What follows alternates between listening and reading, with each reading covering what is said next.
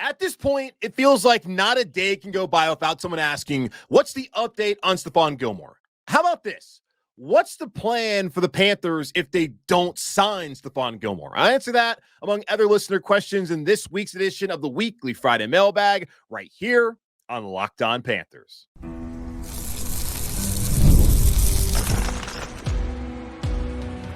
You are Locked On Panthers, your daily Carolina Panthers podcast. Part of the Locked On Podcast Network, your team every day. Welcome in to another edition of the Locked On Panthers podcast, the part of the Locked On Podcast Network. I'm your host, as always, Julian Council, talking Carolina Panthers with you every Monday, Tuesday, Wednesday, Thursday, and yes, Friday, your team every day. That's our motto here on the Locked On Podcast Network. Subscribe or follow the show for free on YouTube or wherever you listen to your favorite podcast. And be sure to follow me, Julian Council, on Twitter at Julian Council. Why? Because on Fridays, like today throughout the offseason, I'm answering your weekly Friday mailbag questions. The way to get those in is by either adding me or DMing me. But of course, follow me on Twitter at Julian Council. Today's episode is brought to you by FanDuel. Make every moment more. Right now, new customers get $150 in bonus bets with any winning $5 bet. That's $150 with any winning $5 bet. Visit FanDuel.com/lockedon to get started today. The weekly Friday mailbag is back once again here on this Friday on Locked On Panthers. Plenty of questions about the roster hole still here in Carolina. What they're going to do about that outside cornerback spot. Stefon Gilmore coming, yes or no? If he's not, what are they going to do? Also, questions about whether the Panthers have enough receiving talent and depth, and questions that are going to continue about Bryce Young and whether this is kind of a make or break year for him, which I think maybe a little bit too early to discuss this. And also a question about how much it's going to cost you, the fan, to be able to watch your favorite team, the Carolina Panthers, this fall, thanks to the NFL's greed and having a TV partnership or a streaming partnership with basically every entity here in America and seemingly across the world. But let's start off with Stefon Gilmore, as I told you off the top there in that cold open. Not a day goes by without someone asking me, what's the update? Someone asked me about that this week. I told them 2 weeks ago, Joe Person of The Athletic told y'all that there was no momentum there, that there had been no update. And I told that person, what you should do is enjoy the sun, which if they live in Charlotte, they haven't seen the sun all week because it's been raining all week long. Hopefully the rain will go away. Now looking at the weather report, apparently it's going to rain again this weekend. So yeah, that's tough, man. I'm over the rain. It's depressing me. But I told that person, get outside, touch grass, enjoy life. Don't focus on this until August, because this is a guy who's coming off an injury. He's older. He doesn't want to be a part of OTAs, mandatory minicamp. I would imagine he doesn't want to do that. Let's just not focus too much on that until the end of August. But of course, not a day goes by without people asking, when's Stefon Gilmore going to sign here in Carolina? Well, he's just chilling down there in Waxhaw. Why don't you go down the street, go ask him? Please don't knock on his door. This is me kidding. Don't try and track down where he lives and ask him if he's going to be a Panther. Leave that man alone. But Jacob asked, if the Panthers don't get Stefon Gilmore, do you think they will try to trade for one and likely for a receiver? Do you think they might try to trade for one too? I personally still think we need another proven receiver. Okay, so he's asking, will the Panthers try to trade for a corner? I don't think they're going to try and trade for a cornerback. I don't think that necessarily is something they need to do. There are still guys on the market like Eli Apple, J.C. Jackson still out there, Adoree Jackson still out there. And you think too, when roster cutdowns happen, it was a couple years ago, year one of Matt Rule, where Rasul Douglas, who went on to be, after he left Carolina and Green Bay, a really good player, they were able to pick him up. And he started for the Panthers all year long at that outside corner spot. And that also led them to then get J.C. Horn in the first round, because Rule said, quote, we couldn't get off the field on third down last year. So the Panthers, they could wait until roster cutdowns to get somebody who ends up being the odd man out. And they can come in and they can provide depth. They can compete for the starting position. I would think at that point in time with Dane Jackson and J.C. Horn, hopefully, fingers crossed, both of them healthy, that third person coming in would be just the backup, would be the other outside corner for this team. But right now, there are some serious questions about who is going to be the backup to JC and Dane Jackson. Troy Hill, he's going to play in the nickel at the slot position to start off the season, you would imagine. Then Chau Smith-Wade out of Washington State. Some conversations that he would then likely be the backup. Maybe at some point in time, he could take over that role this year, but certainly down the road. But the rest of the cornerback room, looking at it, it's JC, it's Dane, it's Troy, it's Chau, then it's DiCaprio Boodle, who had to play last year due to injury. Same thing as Deshaun Jameson. And then 2 guys who won't even make the roster, and Lamar Jackson and Willie Drew.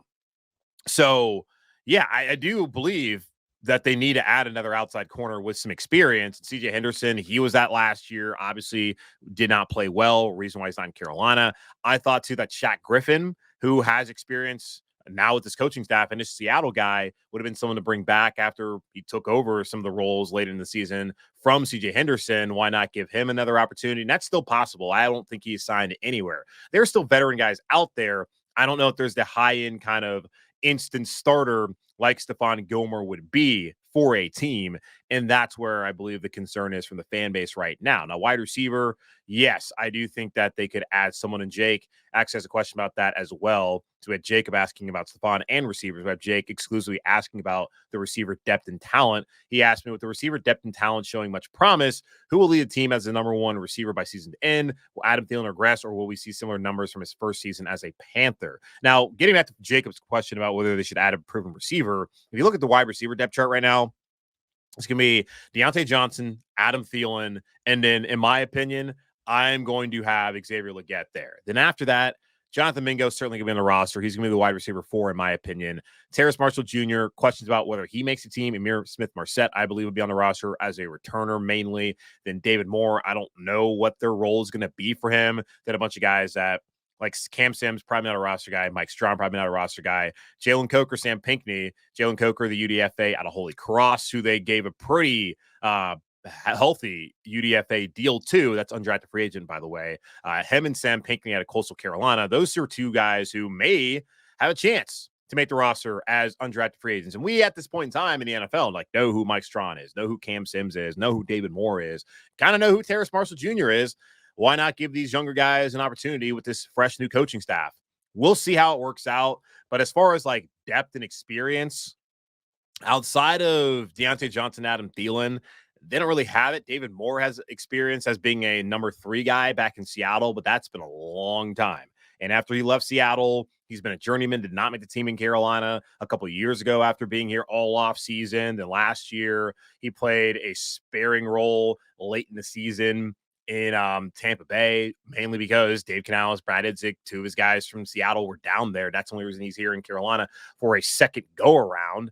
I do think that they could use somebody, but it doesn't feel like they're that interested. They have 11 wide receivers already. And roster cut downs, that can happen. You have to remember there will be opportunities to add to the roster outside of right now in mid-May, and then in June and July. There's going to be another opportunity for the Panthers to add somebody. But as far as adding a high-impact player, it seems that Johnson, who they got via trade, Legette, who they drafted, that's where they're going to be at moving forward. Like, those are the big-time additions that they made, and the hope is that Deontay Johnson, Adam Thielen, and Xavier Legette are playing the bulk of the snaps at receiver, and that all of them are producing this year with Bryce Young in year 2. We'll see how that works out. Now, if someone goes down, how do you feel about Mingo stepping up? How do you feel about Amir Smith-Marset stepping up? And I'm sure there's some fans out there who are delusional who think Amir Smith-Marset is like going to be the guy if he gets a chance. I don't know about that. I'm not sitting there in this Delulu world like some of y'all are, but maybe you are, maybe you're right. Maybe I'm wrong. I doubt it. But as far as like the talent, I don't know. There's not a lot of depth in my opinion, Jake. The talent, I do see the talent there. But with Thielen, I would expect a regression. He's not going to be the first read. That's already been put out there by Dave Canales. He told Deontay Johnson, you're going to be our top guy. You're going to play the X. You're going to be the first read. You're a playmaker. Thielen's going to get less opportunities this year than he got last year because there's going to be someone on the roster who can also get open.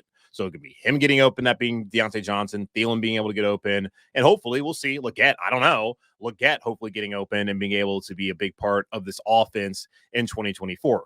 I don't think Adam Thielen's having another 100 reception, 1,000-yard receiving season. Doesn't need to have that. What you need is to have more balance in your receiving core, to be able to have Deontay Johnson be hopefully your 1,000-yard receiver. Adam Thielen put up like 700 yards like he did a couple years ago in Minnesota his last season there. Then to see Xavier Legette come in and do more than what we got out of Jonathan Mingo last year in Carolina. Then to have Jatavion Sanders be a part of the passing game and Tommy Trum be a part of the passing game. Jonathan Brooks be a part of the passing game. More options. That's what you want to see. You don't want to just see one guy getting all the targets and all the receptions and all the yards, because that means that other guys aren't getting open and that there are not other playmakers on the roster. Now, injuries could happen, knock on wood, and that could factor into it.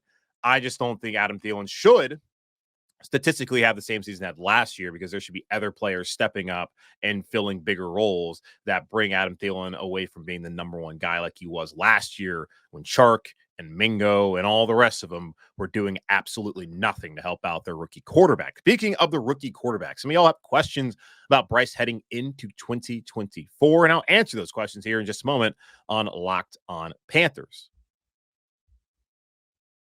It's winner take all time in the NBA and NHL, and FanDuel's giving you a shot to bring home a big win of your own. And let's go ahead right now on the show and pour one out for the Carolina Hurricanes. 3-1. They're up 3-1, and they blew that game. God love it. It's almost like they're a team that wears red and black and plays at PNC Arena. Never seen it before. Right now, new customers get $150 in bonus bets of any winning $5 bet. That's $150 to bet on spreads, money lines, player props, and more. Visit FanDuel.com/lockedon and make every playoff shot count. FanDuel, America's #1 sportsbook. 2024 is going to be a big year for Bryce Young. Dave Canales is now here. They brought in Deontay Johnson, Xavier Legette, Jonathan Brooks, Tavion Sanders, and a host of other offensive talent like Damian Lewis and Robert Hunt on the offensive line to primarily make the team better, but also to help out Bryce Young, take the pressure off of him. Last year, this coaching staff wasn't really focused on footwork and the fundamentals. They were just focused on Bryce Young being ready to play week 1. I'm imagining that was an edict placed upon them by the owner, David Tepper, who is the problem, will continue to be the problem. Anything that goes wrong here in Carolina is because of David Tepper. The hope is that Dave, Dan, Brant, and Bryce can all overcome that and lead this team back to respectability. Not even glory, just respectability. That's the low bar that I'm hoping that we can get here in 2024 in Charlotte and across Carolinas as the Panthers prepare for that season. But Bryce Young is going to be a big part of that, whether that happens and whether it doesn't happen based off of his play, because I feel like the tools offensive line-wise are in place, and in receiving-wise may be in place. Johnson, feel good about that. Feel less good about it as I did last year, but think that he should still be fine for them. And then there are certainly unknowns about Legette. He's a guy has 1 year of production in college. We went over the reasons why that may have been the case. Either way, rookie wide receiver coming to NFL, going to be a completely different ball game. Mingo, we'll see what he's able to provide. There are questions still on this roster when it comes to the playmakers and whether these guys truly can come out and make plays. On paper, you think that they can do it, but we've seen time and time again, it actually happened in the NFL, and it also not happened in the NFL. So the hope is that will happen for the Carolina Panthers after adding some of those additions this offseason. But Mike has a question about Bryce Young's play and what his future could be in Carolina if he does not play well in 2024. Mike asking, is there any scenario where Bryce Young plays so bad the Panthers have to draft his replacement in 2025? Or do you think come hell or high water, he gets a third year to see what he can do? When Mike sent me this question the other morning, I was just laughed. I was like, that's what's on your mind right now? That's what you're thinking about? I believe the episode that would have just come out was me predicting what the schedule was going to look like. So I was just like, why is that on your mind? I was like, I don't know, just thinking about it. And okay, it's the offseason. We're all thinking about the season, the team, and what things may look like in the future, as there's so much unknown still about this team, even if we feel like there are known commodities heading into 2024. Of course, there's a scenario where Bryce plays bad and the Panthers feel like this is a guy that we can't win with, that this is not going to be our dude and we need to move forward. I will give him credit. Last season, while you could see it weighed on him, he did show flashes, like at the end of the Falcons game and the end of the Texans game, both those wins, but really the Packers game. Had it just been the last minute drives against Houston and against Atlanta, I don't know how good feelings you could have about Bryce, but after watching him cook and look like the #1 pick against Green Bay, and I know that Packers defense was terrible last year, I totally get it, but still, to watch what he was able to do in that game, that makes you believe, okay, we might have the guy. Everything else around him was a problem. Before that, plenty of fans are wondering, especially watching CJ Stroud, did we get the wrong guy? And people are still feeling that way right now. And I think it's a fair question until Bryce proves otherwise. I think that we need to still be patient, though, about that conversation, but I can understand that being out there, and it's something that you can't really hide from. It's just the facts of the reality of the situation when it comes to Bryce and the discussion around him and this fan base and just across the NFL, looking at what Stroud did in Houston year one and now what the expectations are in year two there in Houston compared to what the expectations are here in year two in Carolina. It's unfortunate, but that's just how things are working out. But for me, I still feel like they're going to want to keep him for 3 years. When you draft a quarterback in the first round, especially number one overall, you give up all that they gave up. You got to give him 3 years. You got to give him an opportunity to show what he can do. And last year, he didn't have an opportunity. This year, he has a fighting chance. And if he doesn't play that well, next year, you add another receiver because you're going to need to do that with Adam Thielen leaving anyways. Maybe you get T. Higgins a free agency and you're going to have money to spend. So add another receiver. Do something else to make your quarterback have an opportunity to be better than he was the year prior. I think offensive line-wise, they should be solid. They may have to get a new center next year, so that's going to be a question there. But I think they're going to have to add more receiving talent, at least another receiver once Adam Thielen likely departs after the season. That's just my thought of 3 years. You gave up all that. It's not just instantaneous for every prospect. Some guys take longer than others. In year one, someone asked last Friday, should Bryce get a mulligan? In a way, yes, but in a way, no. Like, he has to learn from that. He has to get better from it, and I think he will get better from it. But entering the year two, you need to see those positive strides. And if you don't see those positive strides, then you got to help find a way to see it in year three, where really it's kind of make or break, knowing that the fifth-year option comes up after that offseason. You have to decide whether you want to make that kind of investment into Bryce. Now, as far as like drafting a replacement, typically when teams go from what the Panthers went from getting reclamation projects and then trading up to get a number one pick, they likely go with an older, experienced veteran, like the Kirk Cousins route, like the Falcons are doing right now. Like, I feel like that would be the next step into the process of trying to find that quarterback who can win Super Bowls here in Carolina, just based off of the logic of how most of these owners go about their business in the NFL most of the time. And do they want to start back over with maybe, is Dave Canales still the head coach if they get rid of Bryce after 1 year? Now, if Bryce Young looks like Zach Wilson did in his second year in New York with the Jets, then yeah, you're probably thinking we got to find somebody else. I don't know if it's going to draft another quarterback. It may probably just be, unless you're up there at number one, but this is not a great quarterback class next year. I have to understand that. Who's the top quarterback? Is it Carson Beck out of Georgia?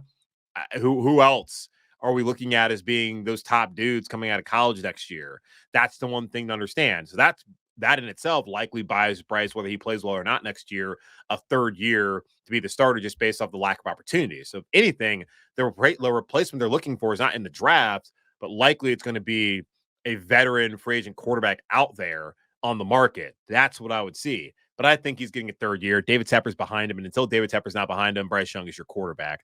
Just to put things shortly after that long answer. Andre has a thought.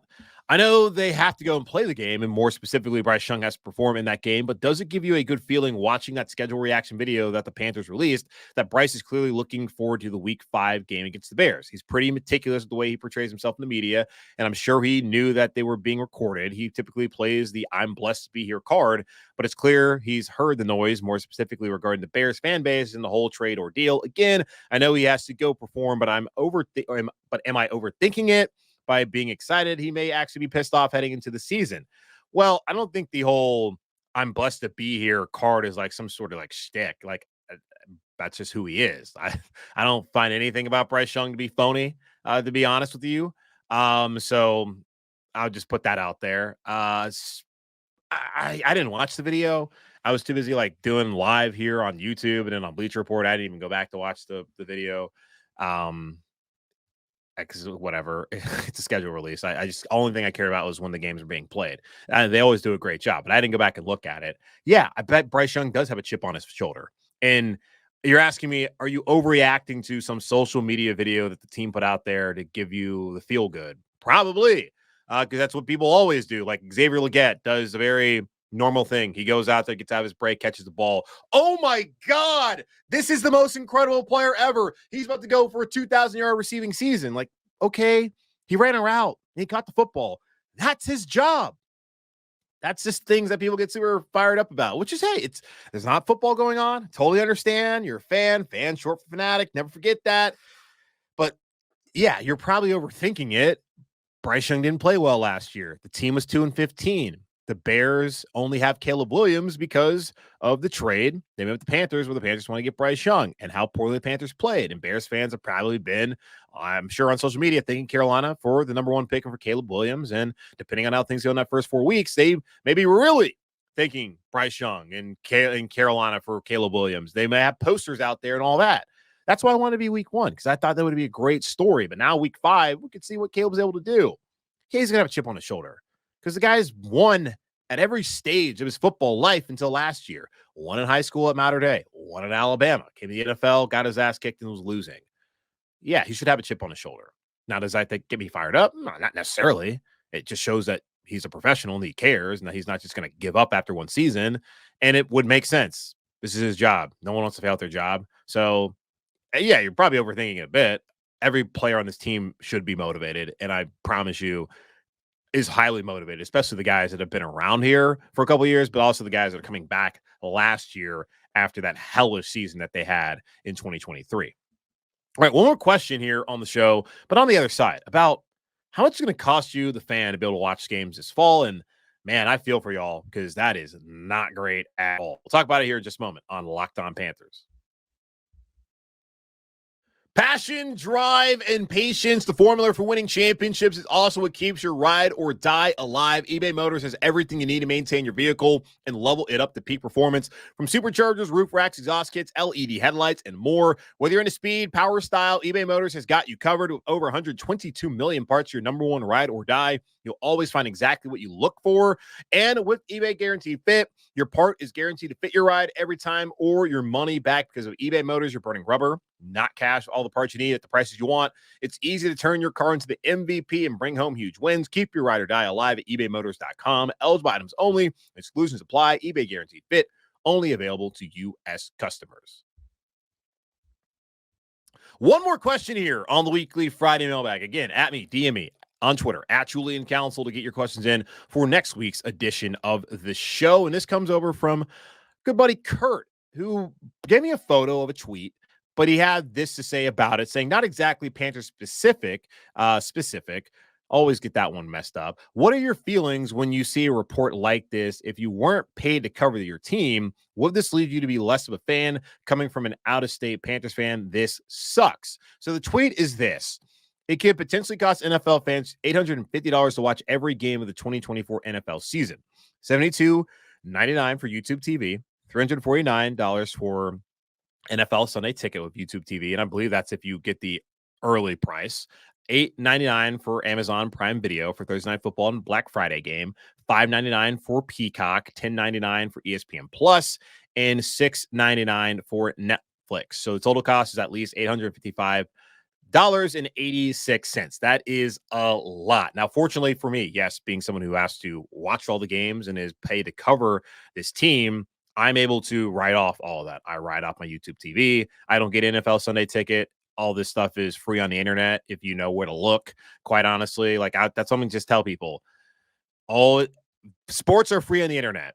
Now, yes, technically it's illegal, but there's ways to find these games without paying $850. And I'm imagining that you should be working harder to do that, especially now that's going to cost you nearly $1,000 to watch your favorite team, especially if you don't live in Market. Now, Kurt lives in Texas, so he does not live in Market, and he has to deal with this. If you are a fan of like an MLB team, you've probably been through all this nonsense before as well. It's tough. Living in Market, you don't have to pay for the games. Even when they're on national television, like the Germany game, the game will be on local TV. You'll always be able to get to see your team, no matter if the game's on Netflix, Peacock, or Amazon, wherever the hell they want to put it on. It will always be on over the cable, over the top television, whatever. So I'm fortunate where I can write this off, which is nice. But also it sucks that the NFL, for the NFL business, it's great for them. It's hilarious that the league had a bunch of layoffs, the NFL Network, when they have all this money coming in, all these new TV deals that they just come up with. And then they say, oh, we can't afford to pay these people to run our TV network, which is just hilarious that that's even a thing when they just built a new sprawling facility out there in LA, which is why they're moving Good Morning Football from New York to LA. But they can't afford to employ people with all the billions of dollars they're bringing in annually. God, you got to really feel for the NFL. But yeah, for fans, you're getting screwed here.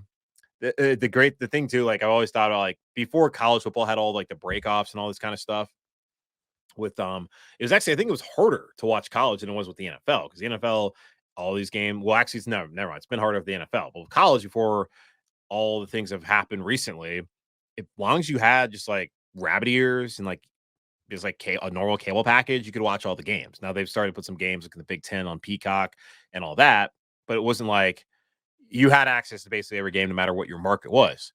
Based on where your market is in the NFL, you only have access to certain games for free, basically, just with your normal cable subscription or just with having rabbit ears. Now you got to pony up, and yeah, it sucks.